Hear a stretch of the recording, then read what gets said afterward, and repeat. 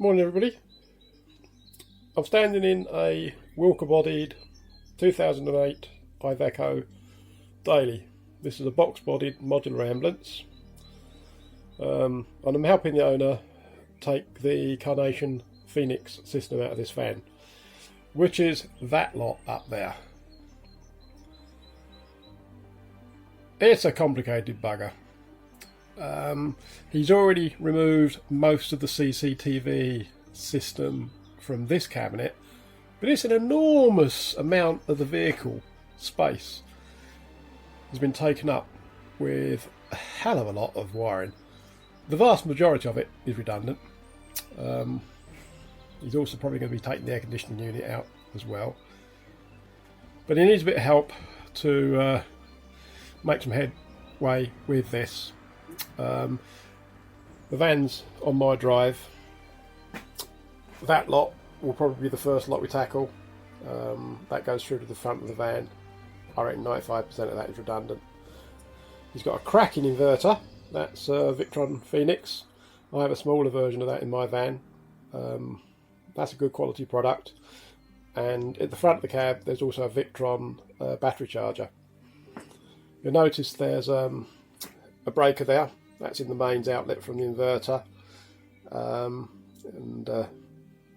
One of the things the owner did mention to me is he thought there were two mains leads coming out from this inverter. We've identified one over there, but the other lead isn't a mains lead at all. It's the remote control, which just happens to be blue. The remote control for the inverter is actually in this comms cover panel there. It's that little, just got a status display on it. Got these lovely little clocks here, which only work when there's greater than about 13.2 volts from the battery, so they only really work when the engine's running, but they can be useful. I've inherited one from a previous van I took apart, just as a novelty, which I may put in the crafter. That's the standard Carnation Phoenix saloon control panel. Some of these buttons are replicated in the cab, as well as the cab's unique controls for the blue lights and stuff. This particular van has quite a lot of USB cables. There's one dangling down there which went to something. There's USB ports there. There's a USB port behind me here. These are active USB. They're 5 metre long active USB extender cables. They're powered because USB only works over 3 metres without having an active extension. There's bits and pieces. He's had this van since December, so he's already started putting it apart. He got to the point where he asked me if I'd help him get this dealt with, which we intend to do perhaps over the following week. He's taken a lot of the cabinetry out. It is interesting. I expected to see better insulation in this van, but you can see very substantial and well made box section aluminium everywhere. But these are where handholds were. There's no insulation in there. We put our hands back, you can feel a little bit in places, but most of the ceiling of this van lacks insulation. For example, along here there are channels for the air conditioning, so there will be voids up there as well. He's got an opening window. I don't know whether he knows it opens or not, but it's an emergency window, but it does open as well. The cabinets are lovely. They are very nice. I like the flat. Focus, you stupid thing. There it goes. I like the flatter aluminium section. It just looks a bit neater. I've just dropped down the headbutt pads from the back here. Just curious to see which way the wiring went for the blue light cluster. If he decides not to strip this van out, then a lot of this wiring won't be able to get it out. It's all held on by these clippy tab things, which you have to be able to bend open to get the wiring out. But if he doesn't strip it down, then a lot of this wiring will stay in place, and it can be used for other things in the future. We just have to identify what's truly redundant, like this. This probably used to be the reversing camera lead, but it's been chopped off, so that can probably come out. He's lucky he's only got 2 runs of unwinds tracks, and they are relatively flush with the floor. This floor doesn't appear to be particularly well insulated. Mine's got 50 to 60 millimetre of insulation in the flooring.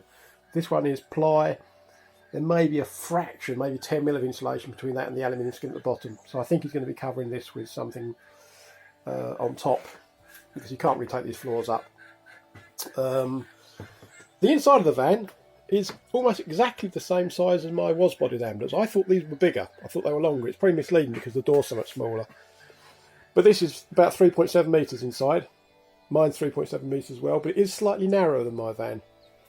That's the lining to the front bulkhead, which I took out yesterday because I was having an explore of something which I will show in a minute, which I was a little bit curious about. In this van, he hasn't got a sliding door. These are standard ordinary doors. Really nice, substantial hinges. They are significantly strong hinges. Very impressive. Fold-out step there, which sits folds up inside to a little void. Fold-up step for the back door as well. Might be a bit of an insulation exercise because the step actually protrudes into the vehicle, and the actual box it in isn't particularly well insulated. But I say 3.7 metres by about 2.6 metres internally, and I don't know, maybe 6'1", 6'2" head height. Not a massive amount. Right, let's go. So on Friday, the owner and I, we took the seats out. I think he's going to have the matting out as well. This is your typical filthy, disgusting ex-ambulance. Yes, they keep the cabs, the saloons rather, relatively clean and hygienic, but they don't touch the cabs, and there's mould and fruit and food and drink and all the normal detritus from human use for 10 years in here. But as I said, we took out the seats because we wanted to get at what was under this seat here. And what we've got here is a Victron battery isolator. Now in my books, this thing should be providing effectively the split charging to the batteries, and it probably does, but right now I'm a little bit baffled by the way it's wired. The input that you'd expect to be coming from the chassis battery and the alternator is there. However, that doesn't have 12 volts on it right now. The output does. Output 1. Or whichever that's labelled up as output 3 or whatever it is. That's got 12 volts. That goes to the chassis battery. Those probably go to the leisure batteries. That probably also goes to the leisure battery. So my gut feeling at the moment, this is wired not in the way I was expecting it to be. And it's probably wired up from the battery charger. But we'll know when we get round to breaking the cables down. At the moment, you've got cables coming up under the floor. They go out to the battery boxes. There are 2 battery boxes in this van. One at the back for the hydraulics, one in the centre where the heater's based, which was for the Phoenix system. And we've got this fuse box, which was in the centre console, and we need to be a bit careful because it's still live, even though we've got the chassis battery, the leisure battery is disconnected. One of these is still live, and I'm pretty sure this lot goes round here, down here, round there, up there, and several of them are going to the battery charger. Nice Victron battery charger. Another good quality bit of kit, but we'll be doing a bit of assessment as part of the exercise to identify what cabling is required here. There were a couple of battery balancing boxes here, which I unscrewed yesterday. I wanted to actually try and establish what they do. They've got timers in them, so my gut feeling is that they're not providing control over which batteries are being used for charging, but they have the ability to operate a relay down here, which has got a Zener diode across it, and they can therefore link a couple of the batteries together for balancing between the 2 sets of auxiliary batteries. That's what I think it's for. But that box looks surplus of requirements. We will work that out all later on. Gut feeling at the moment, just to provide charging to the back, we'll reuse this Victron unit, possibly as is, once we've worked out what the wiring does. Don't know yet. But all this cabling here, well, most of this spaghetti here, goes to the back. Most of this will get pulled out over the next few days. All that cabling up there, we may be able to get away with identifying and removing this without having to take the floor mats up. I don't know. but you can see unfortunately where the centre console was, they've taken a Stanley knife to part of the mat and ruined it, which is a bit of a shame. I was hoping the mat would be intact in this van, but they normally do butcher them. But with luck we'll be able to take this panel off here and remove most of this wiring that disappears up here to the other two Carnation control panels. That one at the top there is for the blue lights and bits and pieces. This one replicates some of the functionality offered by the rear one, and you'll notice, probably you can notice anyway, you've got a smiley face, patient status. The ambulance crew in the back can give the driver an indication of the state of the patient. You've got OK, stable and critical. I wouldn't like to be a patient seeing the operator pushing the wrong button. His dashboard's not too bad, it's not too hacked about. I mean, he's got a working radio. This van comes with air suspension. It's the Iveco optional air suspension. It's got indicators on the dashboard, actually within the instrument cluster when the air suspension is operating. It's only at the rear, but he's got some control switches for that. This van doesn't come with any sort of extended head height. My van, you can actually stand up inside here because that panel there extends right into the plastic fairing, whatever you call it. And there's a possibility of putting a small doorway through. This Iveco does have a reinforcing beam there, so it may well be that's going to be the height of his step through rather than cut through that, but that's purely up to him. I think personally I probably wouldn't go beyond that reinforcing beam there. The interesting thing is it's clearly been designed to have a large rear window in this particular chassis cab, so there's an infill panel there and you've got this rubber seal all the way around it, and then they've obviously just built this serving hatch thing through the middle there. But it's not too bad. The seats are pretty good. The seats are in good condition. It's not a bad little van. It's just dirty like all ambulances. It comes with a locker externally, which may or may not be useful. One really annoying thing, well I think is annoying, I've covered them in plastic for him. He left me some bits of sticky back plastic. The blue lights actually go into a huge great hole cut out inside of the van. There's zero insulation up there. In fact, there's hardly any insulation in this van at all that I can see. But there's actually holes cut out. If I go back inside, there's the battery access panel for the what were the hydraulic batteries, two of them. If we go back inside, oh, open that. You can see there that daylight. That's the dirty great hole where the blue light was. No insulation there at all. Yeah, a little tiny bit of insulation up there, but that entire void's going to get ever so wet with condensation when this is used as a camper van. You can see all the pipe work they've run through. There's miles of pipe work for the air con vents, absolute miles of it. But it's a right bird's nest of spaghetti. It looks like this has had wiring added over the years. But as I said, we'll have most of that out and it'll be a lot neater, and eventually he should be left with a whole bunch of cables identifying where they go, and a few such as the extractor fans that he can wire separately. And there's certainly a nice big space in this area to do a manual wiring installation rather than having this overly complex thing drawing lots of unnecessary power just to run a few things. I think it's a bit silly. There's a siren amplifier there, which is already unplugged. I don't think the siren's at the front of the vehicle, so he can't make use of the bullhorn feature. There's a dirty great solenoid operated. This is the switches here that are operated by this dirty great solenoid here. This is the main battery isolation for the back of the vehicle. That's controlled by a switch on the dashboard. Again, may keep it, but frankly, I think the knob you can turn off by hand is just as efficient. It's got speakers. It's got a very, very long strip light there. Good grief, that is long. As a note for myself, reminder, that is the ballast for this strip light here. So if this strip light is staying, we need to leave that in place. Don't want to take that one out. I think the other ones have all got their own ballasts, but for some odd reason, perhaps due to the length of it, yeah, there's a ballast in that one there. For some odd reason, due to the length of it, they've put a separate ballast in that one, so we don't want to take that one out. Right, back up. Fortunately, somebody's already taken the lift off. That's a lot of physical hard work that he doesn't have to do. He has got a rather ugly hole to block off, but it's relatively easy to block that in with another bit of whatever you call this, aluminium.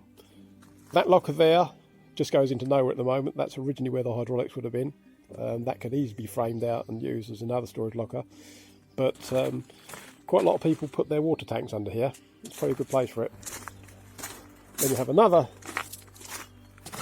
locker here. This may be big enough for gas bottles. Might be big enough for gas bottles on its own. You can see how deep these lockers go. That's the floor height there in the van, and you've got a good almost 2 feet of storage. Miles more spaghetti, miles and miles and miles of it. I mean, you almost have to ask yourself, what on earth is all this wiring needed for? It's bonkers. But again, a huge quantity of this will be going, if not all of it. And then in here, we cleaned this all out the other day. This is where the heater goes. He's taken it out just to give it a service and test it. But the D4 heater was in there, and this is where the 2 auxiliary batteries went. They may have been wired. There's separate fuse in there, so there may have been one for comms battery, one for the Phoenix system. I don't know. I didn't take the batteries out originally, but I suspect because there's 2 fuses there, they probably were running 2 separate circuits. So in theory, there was 3, same as in my ambulance. There would have been 3 separate auxiliary bank batteries plus the chassis battery. Now the mains charger can only charge 3 battery banks at once, so I suspect the battery balancing hardware that I've already unplugged simply allowed it to charge, I don't know, maybe the comms battery first, and then when that was fully charged it would switch over and start charging the chassis battery or something like the auxiliary battery, something like that. That's my gut feeling, but he won't need that level. He won't need that system, so we'll probably get rid of that. This fan has got a retarder underneath it, and it looks like it works, unlike mine where some bastard robbed all the electronics off of it. And they've also got gas struts on the doors, which are nice. I can't get over these door hinges. I don't know whether they're overkill or not. They're massively strong door hinges. And then the actual vehicle itself, there we go. It's got a massive big red button. This actually is the chassis battery isolator, and the owner found out about that the hard way by pushing it and then not knowing how to reset it. That is designed to link one or more of the rear batteries to the chassis battery. I haven't found, well, we haven't even started looking at it yet, but we haven't found out what that's operating. Possibly that dirty great contactor in the back, I don't know, we'll look at it. And then that is the isolation for the for more of the batteries. But as I said, until we start following the wiring through, we haven't actually identified what does what. And probably don't need to anyway. There's a camera up there. I do hope the wiring is intact for that one and I haven't butchered it and chopped it off, but there's a dinky little camera up there which you might better use. And as I said, one thing to bear in mind, this is a 200, well, this is a multi-voltage battery charger, 90 to whatever it is. Does it say on it? Probably 90 to 240 volts. This van is currently wired for 110 volt input. Therefore, it doesn't have an RCD. It's just got a 16 amp breaker. You cannot or should not stick 240 volts or 230 volts into this van without replacing this with an RCD and a proper appropriate mini circuit breaker for the rating of this thing, probably 6 amps. And maybe if you're going to put in a dedicated mains hookup, main socket in the van, then it needs a 16 amp breaker as well. But although this is rated, it's got 240 volts on it, I wouldn't use it as is. I would add a separate, as I said, I'd add a separate RCD and individual fusing. And the chances are, I can't see any. I'll be very surprised if this is earthed properly either, because they seem to be able to cut corners with 110 volts, which you shouldn't do with 230, 240. But again, when we start breaking down the wiring, we'll find out but I can't see any sign of any earth leads or any earth bottom. Oh, hang on, tell a lie. There's one there. Maybe it's... Look at that hanging out of there. Be interested to see what that's actually screwed to. Hopefully it does go to chassis ground. But certainly on the box I had here before, that wasn't earth bonded. It didn't even have any. It didn't even have one of these. It just had the 110 volts going straight into the battery charger. Bloody dangerous. But perhaps they can get away with that with 110 volts. So there you go. I may film some other bits and pieces at a later date as we gut this, or as we take the wiring out. I don't expect this to be here for very long. I'm not doing the work on my own. This is purely to help the owner out, who just happens to have a graphics printing company. In return, he's going to be stickering up my yellow van for me over a later period of time. Anyway, that's enough.